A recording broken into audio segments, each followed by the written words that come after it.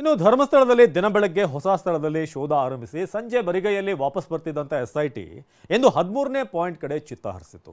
ಇದರ ನಡುವೆ ಧರ್ಮಸ್ಥಳದ ಬಗ್ಗೆ ಅಪಪ್ರಚಾರ ಮಾಡಲಾಗ್ತಿದೆ ಅಂತ ಆರೋಪಿಸಿ ರಾಜ್ಯದ ಹಲವೆಡೆ ಇವತ್ತು ಭಕ್ತರು ಪ್ರತಿಭಟನೆ ನಡೆಸಿದರು.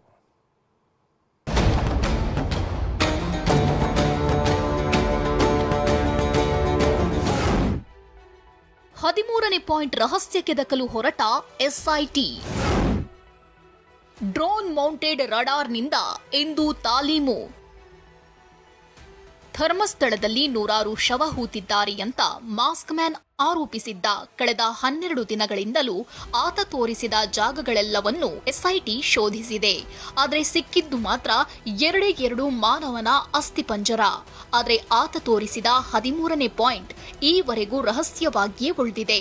ನೇತ್ರಾವತಿ ತೀರದ ಕಿಂಡಿ ಅಣೆಕಟ್ಟು ಪಕ್ಕದಲ್ಲೇ ಇರೋ ಈ ಸ್ಪಾಟ್ನಲ್ಲಿ ಗುಂಡಿ ಅಗೆಯಲು 10 ಸಮಸ್ಯೆ ಇರೋದ್ರಿಂದ ಜಿಪಿಆರ್ ಅಂದ್ರೆ ರಡಾರ್ ಬಳಸಲು ಎಸ್ಐಟಿ ನಿರ್ಧರಿಸಿತ್ತು.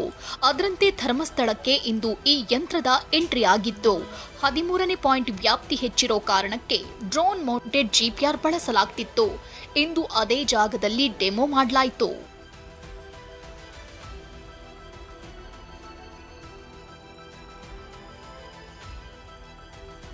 ಇಂದು 5 ನಿಮಿಷ ಡೆಮೋ ಸ್ಕ್ಯಾನ್ ಮಾಡಿದ ಎಸ್ಐಟಿ ಇಲ್ಲಿರೋ ಗಿಡಗಂಟೆಗಳ ಸ್ವಚ್ಛತಾ ಕಾರ್ಯಕ್ಕೆ ಸೂಚನೆ ನೀಡಿದೆ.